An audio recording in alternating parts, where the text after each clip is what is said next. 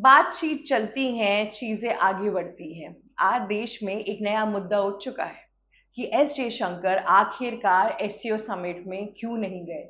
ऐसा क्या हो गया कि वे पीएम मोदी को 31 अगस्त में क्यों नहीं ज्वाइन कर पाए। ऐसा कुछ भी क्या क्या चल रहा था, इन सब चीजों पे आज बात करेंगे। और ऐसा क्यों हुआ कि चाइना के ग्लोबल टाइम्स ने ऐसा लिखा कि एस जयशंकर हमेशा से चाहते थे कि इंडिया और चाइना की दोस्ती इतनी अच्छी ना बल्कि इंडिया और यूएस की दोस्ती ज्यादा अच्छी और बरकरार रहे। उन्होंने अपने पूरे करियर के दौरान इंडिया और यूएस के रिलेशंस को अच्छा करने के लिए काफी मेहनत की है। तो इन सारे आरोपों का आज करते हैं पर्दाफाश और देखते हैं कि ऐसा क्या हुआ। सबसे पहले नमस्कार दोस्तों, मेरा नाम शिव चित्रांशी है और आप देख रहे हैं एबीसी हिंदी। जी हाँ, पहले शुरू करते हैं। अभी हाल फिलहाल में पीएम मोदी चियांजिन सिटी पे गए थे, जो कि 31 अगस्त को शुरू हुआ था से लेके 1 सितंबर के बीच में उनकी ये विजिट थी। वे एससीओ समिट के लिए गए थे, जो कि शंघाई कॉरपोरेशन ऑर्गेनाइजेशन एक समिट था जिसकी प्रेसिडेंसी इस साल चाइना होस्ट कर रहा था। वहां पे काफी हद तक हमें चीजों में सुधार देखने को मिला। जब शी जिनपिंग, पुतिन और मोदी साथ आए तो चीजें ट्रेड से लेके, टेररिज्म से लेके, वॉर से लेके हर चीजों पे बात की गई। एक ट्रांसपेरेंसी दिखी कॉन्वर्सेशन के अंदर और इंडिया के लिए एक ब्राइटर फ्यूचर भी दिखा, क्योंकि ऐसा लगता है कि अब एशियन कंट्रीज अपना दरवाजा खोलेंगी ताकि इंडिया वहां पे ट्रेड कर सके। और इंडिया भी अपना तहे दिल से स्वागत किया उन लोगों का जो इंडिया के अंदर अपनी ट्रेड कर सके। दूसरी चीज, अब आते हैं एस जयशंकर के ऊपर। सबसे पहले मैं आपको बता दूं कि इंडियन मीडिया हाउसेस ने ऐसा बोला कि एस जयशंकर इसलिए नहीं आ पाए क्योंकि उनकी तबीयत खराब थी। हालांकि हमें मिनिस्ट्रीज की तरफ से ऐसा कुछ भी रिपोर्ट नहीं आई कि एस जयशंकर इसलिए नहीं ट्रैवल कर पाए क्योंकि उनकी तबीयत खराब थी या चीजें थी, ऐसा कुछ नहीं हुआ। दूसरी ओर अगर मैं आपको ग्लोबल टाइम्स की जो बात बता रही थी, लास्ट ईयर सितंबर में 2024 में ग्लोबल टाइम्स ने ये लिखा था कि एस जयशंकर की जो पूरी रणनीति है वो बहुत ही यूएस डिप्लोमेसी पे आधारित है। जी हाँ, वहां पे वो कहते हैं कि कैसे यूएस के साथ रिश्ते अच्छे बनने चाहिए, कैसे यूएस और वेस्टर्न एलाइज के साथ वो चीजें इंप्रूव कर रहे थे, उनके समिट्स में जा रहे थे, उनके पॉलिसीज और इनिशिएटिव्स में काफी फोकस कर रहे थे। आपको याद होगा कि कैसे एस जयशंकर बहुत ही फ्रंट रो के आसपास बैठे थे जब डोनाल्ड ट्रंप की ओथ सेरेमनी हुई थी और इंडिया ने बहुत वाहवाह ली थी उस चीज के लिए कि वो बहुत बड़ी बात है। और ग्लोबल टाइम्स ने ये भी बोला कि उसके बावजूद भी ट्रंप ने हम पे एक टैरिफ इम्पोज कर दिया। ये तो बात खैर ग्लोबल टाइम की थी। अगर हम एक्सपर्ट्स की माने तो उनका ये कहना है कि जो भी डिसीजन एस जयशंकर ले रहे थे वो प्रधानमंत्री के नेतृत्व के अंदर ले रहे थे। इसका ये मतलब नहीं है कि वो कुछ भी अपने मन से आके सोच समझ के ले रहे थे। और दूसरी चीज कि हाँ, हम पे टैरिफ इम्पोज हुआ पर हमने अपने चाइना के साथ टाइज अच्छे किए। इसी साल पहले जुलाई में एस जयशंकर ने चाइना में विजिट किया, जहां पे उन्होंने वांगी से बात की, जो वहां के अपने मिनिस्टर है उनसे बातचीत हुई, वार्तालाप हुई, क्या कैसे कब करना है चीजों को लेके। दूसरी ओर ट्रेड, टैरिफ, इन सब चीजों पे भी बात की। और फिर उसके बाद से अगर आप देखें तो अभी क्या कहते हैं, हाल फिलहाल में फिर से वांगी इंडिया आए थे, जहां पे वो एस जयशंकर से भी उनकी बातचीत हुई। दूसरी ओर वो आपके पीएम नरेंद्र मोदी से भी मिले।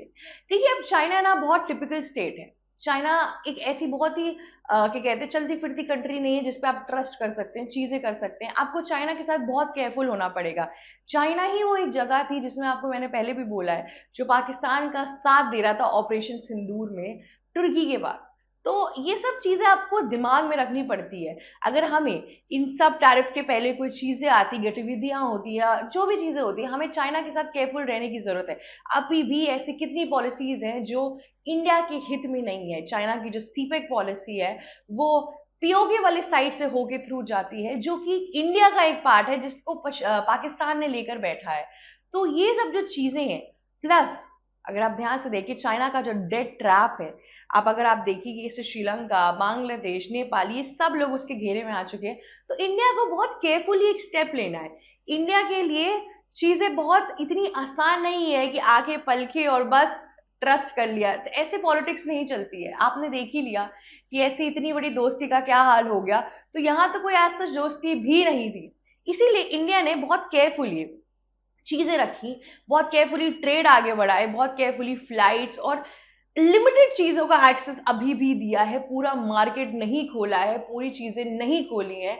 पर हाँ, इस टाइम पर सिर्फ इंडिया को ही चाइना की जरूरत नहीं है, चाइना को भी इंडिया की जरूरत है। और ये बात ग्लोबल टाइम्स समझ गया। फिर उन्होंने बोला कि हमें ऐसा पहले लगता था, पर इस बार जिस तरीके से एस जे शंकर और वांग यी जो उनके मिनिस्टर है उनकी पूरी मीट हुई, उसके बाद से चीजें पॉजिटिव है। इंडिया और चाइना के टाइप अच्छे होने की संभावनाएं हैं।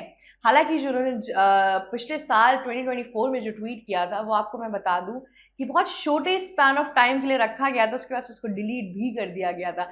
तो आप समझ रहे हैं कि एक्सटर्नल प्रेशर चाइना जो अपने मीडिया हाउसेस पे डालता है, वो भी एक क्या कहते हैं केंद्र में है कि चाइना कैसे इंडिया के मिनिस्टर्स और इंडिया की दोस्ती को चेरिश करता है। और पहले से ही उसको ये दिन कुछ दिख रहा था कि एक ना एक दिन तो इंडिया के साथ टाइज मेंटेन करने ही पड़ेंगे।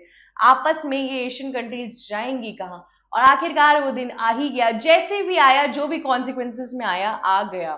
दूसरी ओर क्रिटिक्स ये भी कहते हैं कि एस जे शंकर की जो पूरी पॉलिसी है उसके अंदर डिप्लोमेसी है। वो मल्टीपोलरिज्म में बिलीव करते हैं कि मतलब वो एक का साथ दे ना देकर सबका थोड़ा थोड़ा साथ देते हैं। और इस वजह से उनका जो पहले यूएस की तरफ अप्रोच था वो अलग था, अब चाइना की तरफ जो अप्रोच है वो अलग है। ये उनकी स्ट्रैटेजी का एक पार्ट है। और उनका आना ना आना उसका कुछ भी क्या कहते हैं, इन सब चीजों से कोई रेलेवेंस नहीं होता है। हालांकि ये सवाल इसलिए भी बहुत ज्यादा चर्चा में इसलिए आ रहा है क्योंकि एस जे शंकर इंडियन एम्बेसडर थे चाइना के लिए, और वो काफी टाइम तक थे। तो उनका ना जाना काफी लोगों के लिए क्वेश्चनिंग चीज था। लोगों को ऐसा लग रहा था कि वो उनकी नाराजगी है या उनका एक फेलियर है कि यूएस की जगह वो चाइना के साथ रिलेशन बिल्डअप कर रहे हैं। पर ऐसा कुछ भी नहीं है। अगर वो फेलियर होता या चीजें होती तो वांग यी को इतने अच्छा वेलकम इंडिया में नहीं मिलता, इतनी चीजें नहीं होती। आपस में कोई कूटनीतियां और क्या पता कोई डिप्लोमेटिक चीजें हों जिस वजह से एस डी शंकर ना जा पाए, या फिर उनके पर्सनल अफेयर भी हो सकते हैं। उस पर हम कमेंट करने वाले कुछ कोई भी नहीं होते हैं, क्योंकि एस डी शंकर ने अपनी जो चीजें थी, अपनी जिस तरीके से उनको स्ट्रैटेजी आगे रखनी थी, जो चीजें करनी थी उन्होंने रखी। और किसको पता था कि ट्रम्प जो अपने ट्रूथ जैसे सोशल मीडिया पोस्ट के अंदर ये सब लिखते हैं कि वी लव इंडिया, इंडिया को इतनी इंपॉर्टेंस दे रहे हो, ये सब कुछ, वो एक टैरिफ इम्पोज कर देंगे। तो चीजें काफी हद तक ट्विस्टेड थी। अब तो जो हो गया वो हो गया, उस पर कुछ कर नहीं सकते हैं।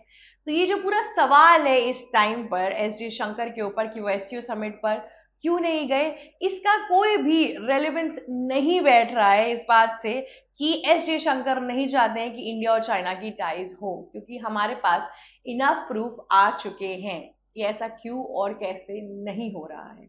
दूसरी चीज, एस जयशंकर का जो मल्टीपोलरिज्म था, प्लस जो इंडिया टुडे की इकोनॉमिक फोरम के अंदर जो वो बातें करते हैं, उसमें वो साफ साफ यही कहते हैं अगर आपको इंडिया के साथ ट्रेड करना है आप करिए, अगर आपको इंडिया के साथ ट्रेड नहीं करना है तो आप ना करिए, वो आपका निजी संबंध है, हम उस पर कुछ नहीं कहेंगे। पर उन्होंने ये यूएस और यूके पे सीधा निशाना दिया कि हम जिसके साथ ट्रेड करेंगे वो हमारा ट्रेड का पूरा इशू है, आप उस पे मत बोलिए। तो इतना कड़क और स्ट्रेट फॉरवर्ड आंसर देने वाला कोई व्यक्ति इन सब चीजों से भागता हुआ दिखे, मुझे तो इसका कोई रेलेवेंस समझ नहीं आ रहा है। साथ ही साथ कपिल सिब्बल ने भी सेम चीज बोली कि एस जयशंकर जो भी कुछ करते हैं वो प्रधानमंत्री के विजन के अंदर करते हैं। पूरी कैबिनेट बैठती है, चीजें होती हैं, उसके बाद कोई भी चीज आगे सामने आती है। तो सिर्फ एस जे शंकर को इस पूरे चीज का दोष देना या फिर उनका एक करियर का फेलियर बोलना बहुत ही गलत साबित हो सकता है, गलत एक डिसीजन और एक नोट हो सकते हैं। तो इस वजह से इन सब चीजों से बचिए, ये सब अफवाहें चलती रहेंगी। आप अपने आप को इन सब चीजों से सेफ रखिए, क्योंकि आपके पास है एबीसी हिंदी जो आपकी चीजों को क्लैरिफाई करता है, आंसर करता है। अगर आपको ये वीडियो अच्छी लगी तो लाइक शेयर सब्सक्राइब और कमेंट करना मत भूलिएगा। ऑल्सो हमने इसके पहले भी काफी जियोपॉलिटिकल चीजों पे वीडियोस बनाई हैं, तो वो देखते रहिए, समझते रहिए और हमें आगे ऐसे ही बढ़ाते रहिए। Thank you so much for watching us. ABC Hindi news, आज ही जुड़िए हर खबर के साथ।